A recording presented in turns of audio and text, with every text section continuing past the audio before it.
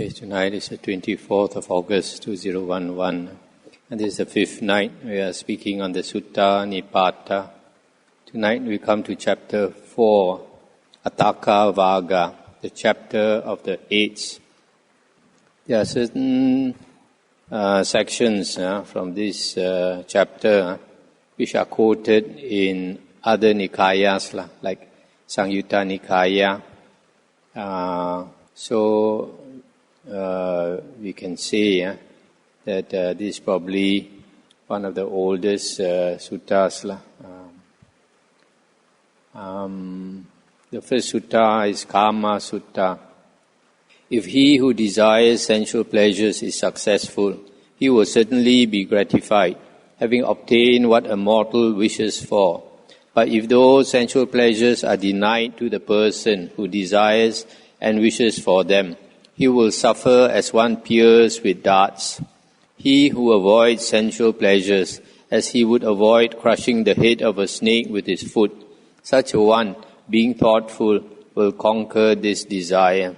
He who desires different sense objects, such as estates, gardens, gold, money, horses, servants, relations, passions will overpower him, dangers will crush him, and pain will follow him, as water leaks into a wrecked ship.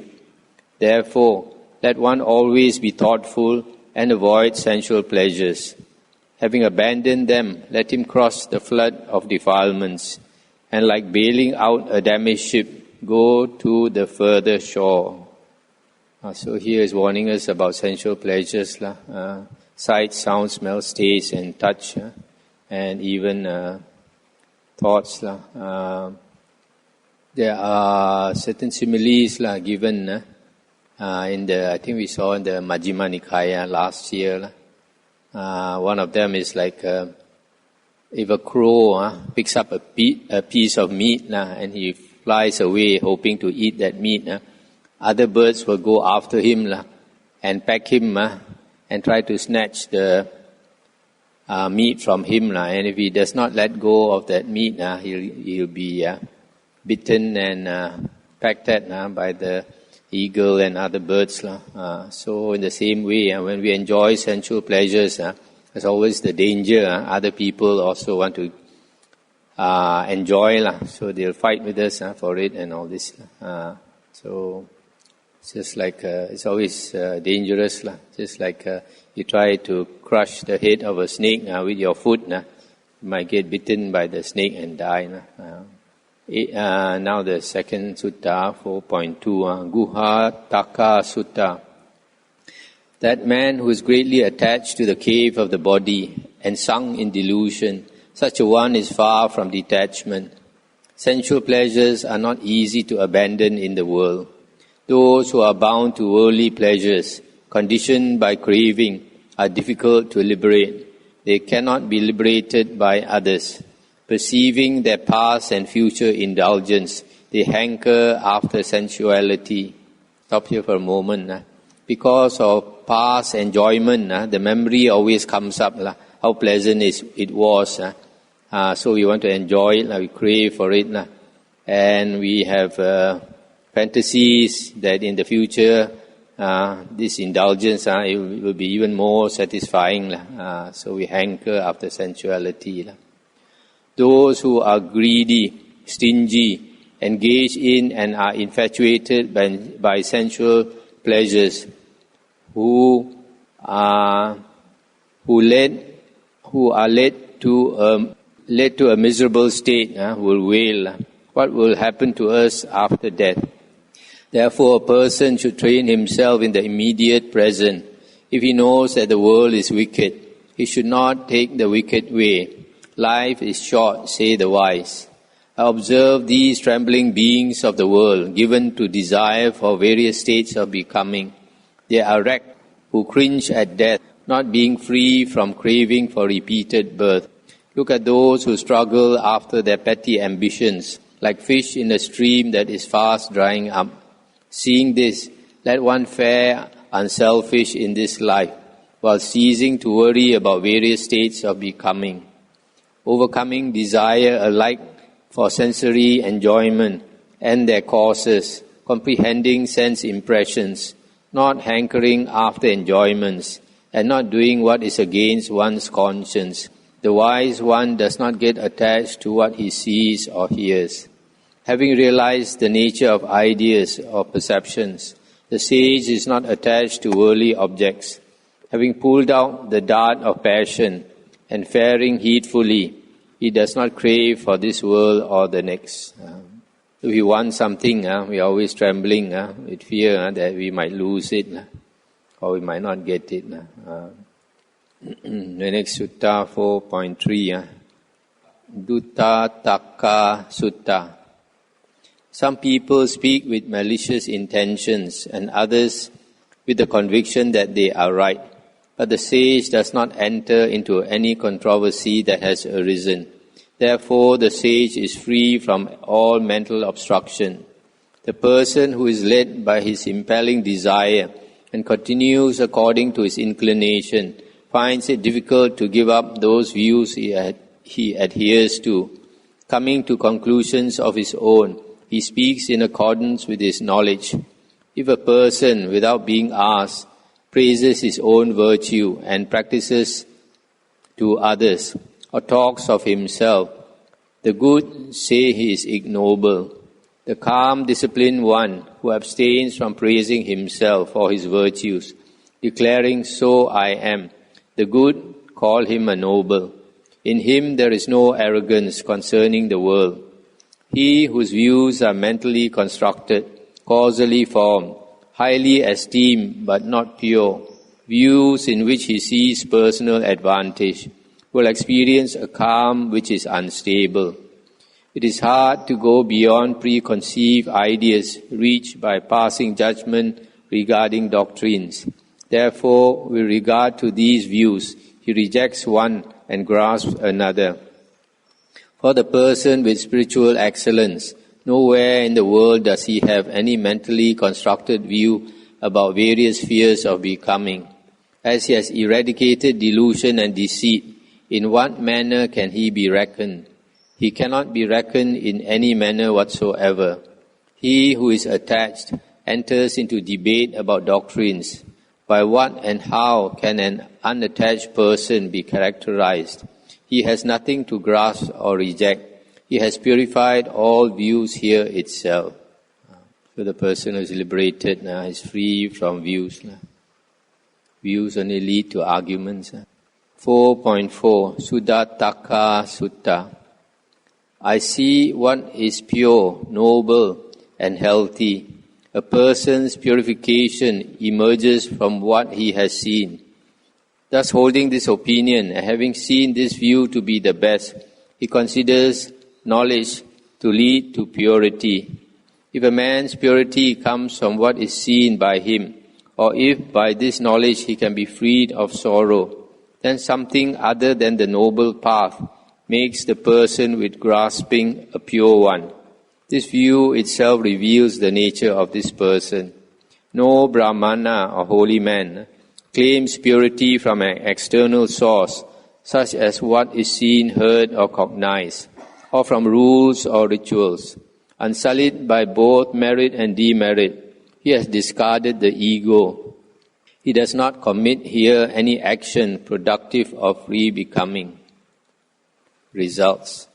Those who leave one thing to take up another and follow attachment never relinquish desire. They are like monkeys who let go of one branch to grasp another, only to let it go again. The man who, having undertaken certain holy practices himself, attached to ideas, passes from superior to inferior states. But the wise man, having understood the truth by the supreme means of knowledge, does not pass from superior to inferior states. He who has dissociated himself from whatever is seen, heard, or cognized, how can one have doubts about such an insightful person who conducts himself openly? They do not speculate, they do not esteem any views and say, this is the highest purity. They release the knot of dogmatic clinging and do not long for anything in the world. The Brahmana who has transcended the limits of mundane existence, he has no grasping after his knowing or seeing. He delights neither in passion nor in dispassion. For him there is nothing here to be grasped. Paramattaka Sutta. The person abiding by a certain dogmatic view, considering it is the highest in the world, claims this is the most excellent, and disparages other views different from that as inferior.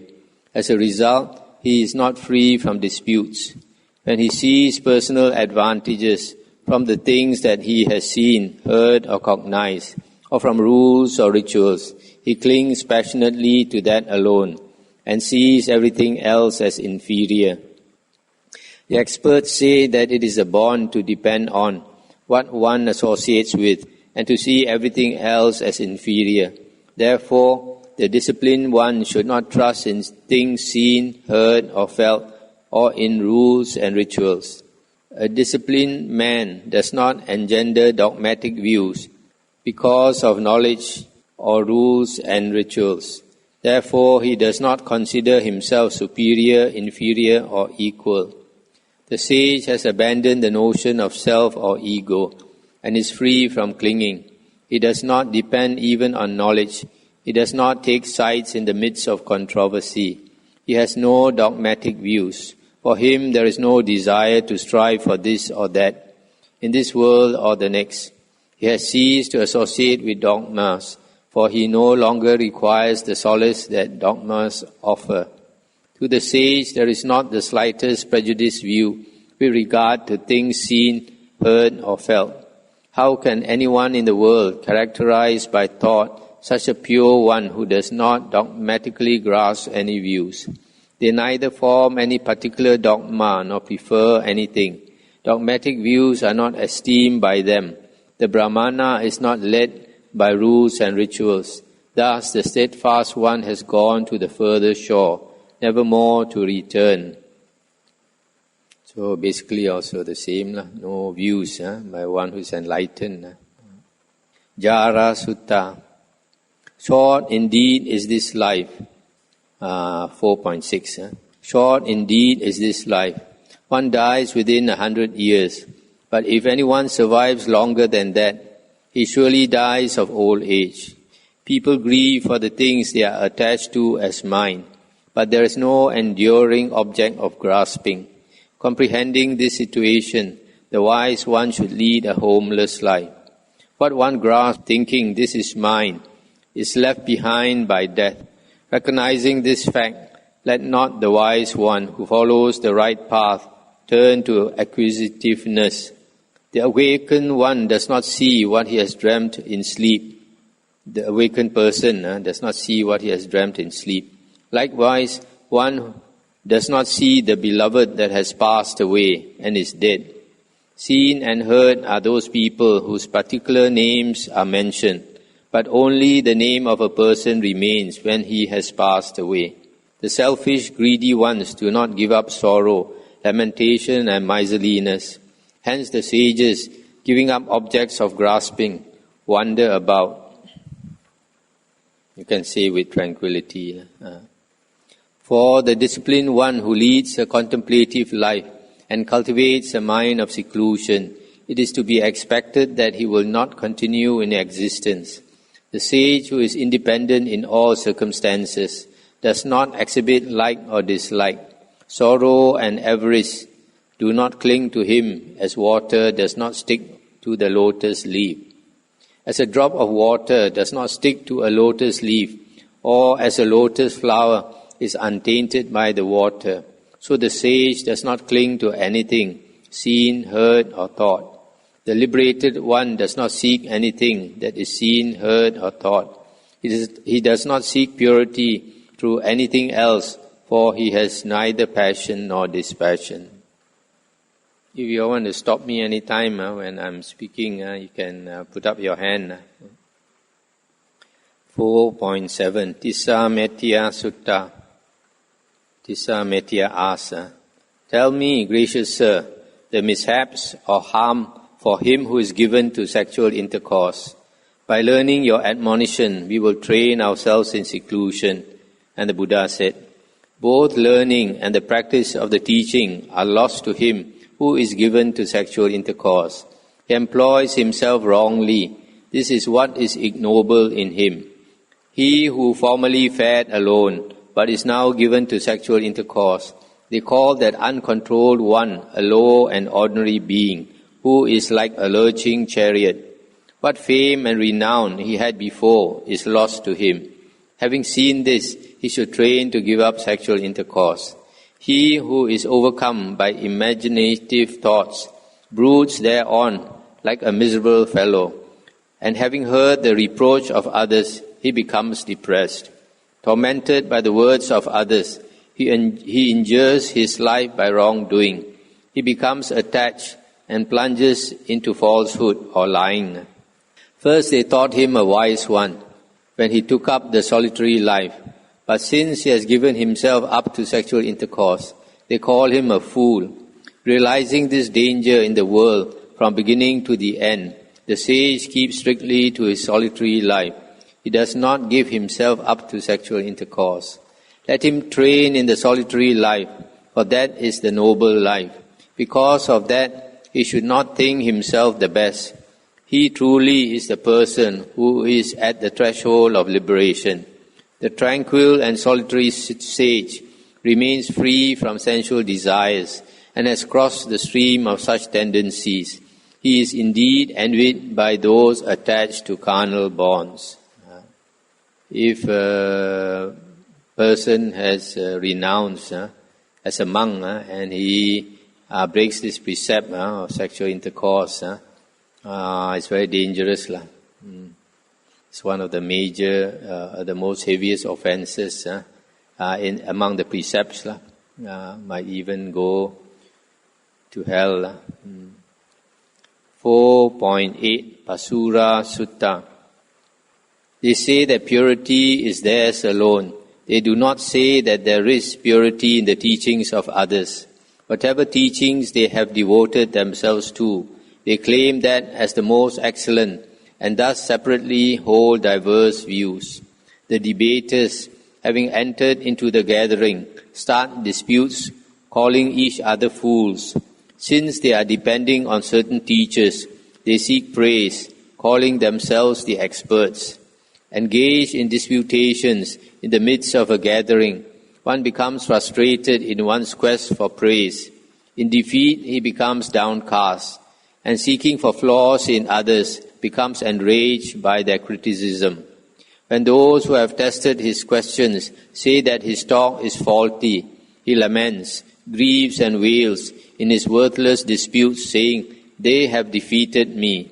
These disputes arise among recluses, and as a result of them, there is elation and depression. Seeing this, avoid disputation. There is no value in it other than the praise won thereby.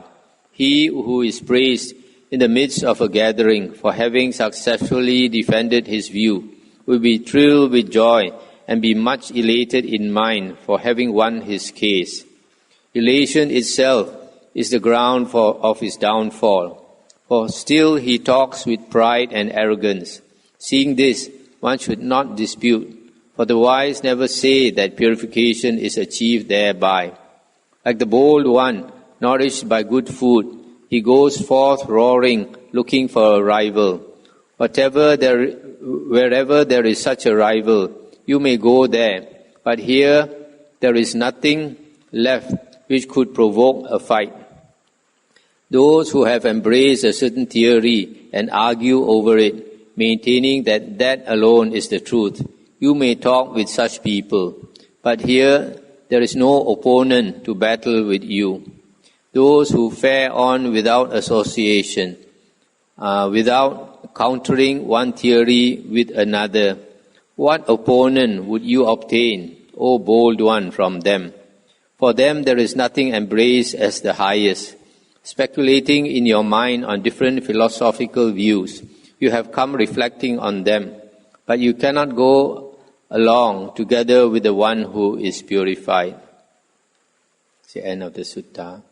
In India, last time, there were a lot of these ascetics going around debating with each other. And you can see in present-day Buddhism, this is still found in Tibetan Buddhism. I can find Tibetan monks, when they train, they are trained to argue with each other. So we can know in Tibetan Buddhism there is a lot of external sect teachings like mantras, Tantric Buddhism, and all those things. The next sutta is 4.9, Magandhya Sutta. This is a dialogue between Magandhya and the Buddha. It seems Magandhya wanted to offer his daughter to the Buddha. The Buddha said, even seeing Mara's daughters, tanha, craving, rati, attachment, and raga, passion, there was not the least arising of carnal desire in me for intercourse. What is this thing full of urine and excrement? I would not like even to touch it with my foot. Stop here for a moment. Mara's 3 daughters, being from the 6th heaven, were extremely beautiful. They tried to tempt the Buddha, but the Buddha was not moved. Then they changed their form into a few, each one of them, I think 100 beautiful young girls. So 3 of them, 300, something like that. And still the Buddha was not moved. Then they thought maybe he likes older women. Then they started to change their form into older women and all that. And still he was not moved. Finally they realized they could not move the Buddha's heart. So here the Buddha says, this you want to offer me this daughter? What is this thing full of urine and excrement? I won't even touch it with my foot. So if this girl was around, probably she'll be very offended. Magandhya said, if you do not want such a jewel, a maiden desired by many kings, tell me what is your view? What is your way of life in accordance with virtue and practice, and your future destiny? And the Buddha said, Magandhya, after studying what men hold fast to, I do not say, this I declare. Seeing all these views, but not grasping them, and searching for the truth, I found inward peace. And Magandhya said, noble sage, without grasping those judgments incorporated in the speculative systems, you talk of inward peace. How is it described by the wise? And the Buddha said, I do not say one attains purification by view, tradition, knowledge, virtue or rituals, nor is it attained without view, tradition, knowledge, virtue or ritual. It is only taking these factors as the means and not grasping them as ends in themselves that one so attains and consequently does not crave for re-becoming. And Magandhya said, if you do not say that purification is not attained by view, tradition, knowledge and rituals, nor by absence of these, it seems to me that your law or knowledge is a nonsense, because some deem purification is from view. The Buddha said, because of your view, you are continually asking these questions. It is because you are obsessed with your preconceived notions that you are holding fast. From this you have not perceived the least sense. That is why you see this as nonsense. He who thinks himself equal, inferior or superior to others, by that very reason enters disputation. But there are not such thoughts equal, inferior or superior to him who is unmoved by these 3 measurements. Why should the Arahant argue with whom he contends, saying this is a truth or that is a lie? If one has no such thoughts, equal or unequal, with whom should he enter into dispute? The sage who has forsaken his home, not entering upon intimate relations in villages, free from lust, without preferences, he does not engage in disputatious talk with people. Now stop here for a moment. This verse, 844, is found in Samyutta Nikaya 22.3, the 3rd sutta in the Khanda Samyutta. The sage who has forsaken his home, not entering upon intimate relations in villages, free from lust, without preferences. He does not engage in disputatious talk with people. The noble one who wanders in the world, liberated from views, does not grasp them and enter into arguments.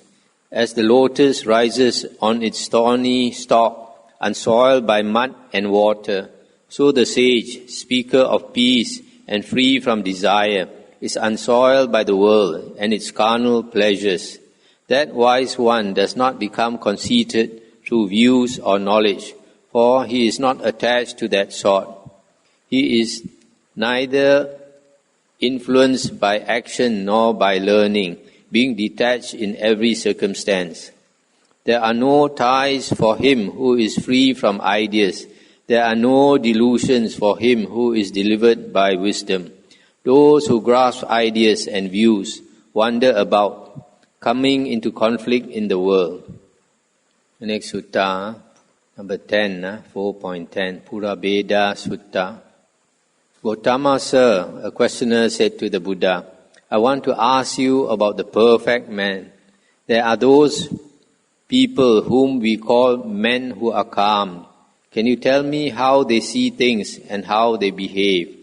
And the Buddha said, a man who is calmed, who has extinguished all his cravings before the time his body disintegrates into nothing, who has no concern with how things began or with how they will end, and no fixation with what happens in between. Such a man has no preferences. He has no anger, no fear, and no pride. Nothing disturbs his composure, and nothing gives him cause for regret. He is the wise man who is restrained in speech. He has no longing for the future and no grief for the past. There are no views or opinions that lead him. He can see detachment from the entangled world of sense impression. He does not conceal anything, and there is nothing he holds on to. Without acquisitions or envy, he remains unobtrusive. He does not disdain or insult anyone. He is not a man who is arrogant or a man who is addicted to pleasure. He is a man who is gentle and alert, with no blind faith. He shows no aversion to anything. He is not a person who is energetic because he wants something. If he gets nothing at all, he remains unperturbed. There is no craving to build up the passion to taste new pleasures. His mindfulness holds him posed in a constant even-mindedness where arrogance is impossible. He makes no comparisons with the world, with the rest of the world, as superior, inferior, or equal. Because he understands the way things are, he is free from dependency, and there is nothing he relies on. For him, there is no more craving to exist or not to exist. This is what I call a man who is calm. It is a man who does not seek after pleasure, who has nothing to tie him down, who has gone beyond the pull of attachment. It is a man without sons, a man without wealth, without fields, without cows, a man with nothing in him that he grasps at as his, and nothing in him that he rejects as not his. He is a man who receives false criticisms from other people, from Brahmins and recluses, but who remains undisturbed and unmoved by their words. He is a man without greed and without possessiveness. He is a man who, as a man of wisdom, does not consider himself superior, inferior, or equal. He is a man who does not enter speculation, a man who is free from speculations. He is a man who has nothing in this world that he calls his own, and who does not grieve for not having anything. He is calmed and does not have speculative views. Well, this is quite clear, nothing much to explain. The next sutta, 4.11, Kalaha Vivada Sutta, about the causes of quarrels. Sir, said a questioner, whenever there are arguments and quarrels, there are tears and anguish, arrogance and pride, and grudges and insults to go with them. Can you explain how these things come about? Where do they all come from? And the Buddha said, the tears and anguish that follow arguments and quarrels, the arrogance and pride and the grudges and insults that go with them are all the result of one thing. They come from having preferences, from holding things precious and dear. Insults are born out of arguments, and grudges are inseparable from quarrels. And the man asked, but why, sir, do we have these preferences, these special things? Why do we have so much greed and all the aspirations and achievements that we base our lives on? Where do we get them from? And the Buddha said, the preferences, the precious things, come from the impulse of desire. So too does the greed, and so too do the aspirations and achievements that make up people's lives. Again he asked, from where, sir, comes this impulse of desire? From where do we derive our theories and opinions? And what about all the other things that you, the wanderer, have named, such as anger, dishonesty, and confusion? And the Buddha said, the impulse of desire arises when people think of one thing as pleasant and another as unpleasant. That is the source of desire. It is when people see that material things are subject both to becoming and disintegration that they form their theories about the world. Anger, confusion, and dishonesty arise when things are set in pairs as opposites. The person with perplexity must train himself in the path of knowledge. The recluse has declared the truth after realization. And the man asked again, but why, sir, is it that we find some things pleasant and some unpleasant? What could we do to stop that? And this idea of becoming and disintegration, could you explain where that comes from? And the Buddha said, it's the action of contact, of mental impression that leads to the feelings of pleasant and unpleasant. Without the contact, they would not exist. And as I see it, the idea of becoming and disintegration also comes from this source, from the action of contact. And the man asked again, so what, sir, does this contact come from? And the grasping habit, what's the reason for that? Is there anything that can be done to get rid of possessiveness and anything that could be eliminated so that there would be no more contacts? And the Buddha said, contact exists because the compound of mind and matter exists. The habit of grasping is based on wanting things. If there were no wanting, there would be no possessiveness. Similarly, without the element of form, of matter, there would be no contact. And the man asked again, what pursuit leads a person to get rid of form? And how can suffering and pleasure cease to exist? This is what I want to know about. And the Buddha said, there is a state where form ceases to exist. It is a state without ordinary perception, and without disordered perception, and without no perception, and without any annihilation of perception. It is perception, consciousness, that is the source of all the basic obstacles. And the man said, sir, you have explained to us everything we have asked you about. There is one more question we would like you to answer for us. Do the learned scholars of the world say that this is the highest purification of the individual being, or do they say that there is some other kind of goal? And the Buddha said, there are scholars and authorities who say that this is the highest and the purification of the individual. There are others who maintain that the highest purity is to be found in the complete eradication of the 5 components of the person. That means the 5 aggregates. And there is also the Muni, the wise man. He has realized which things are dependencies, and he knows that these are only crutches and props. And when he has realized this, he has become free. He does not enter into arguments, and so does not enter the round of endless becomings. This man has a lot of questions. I think nothing much to explain here.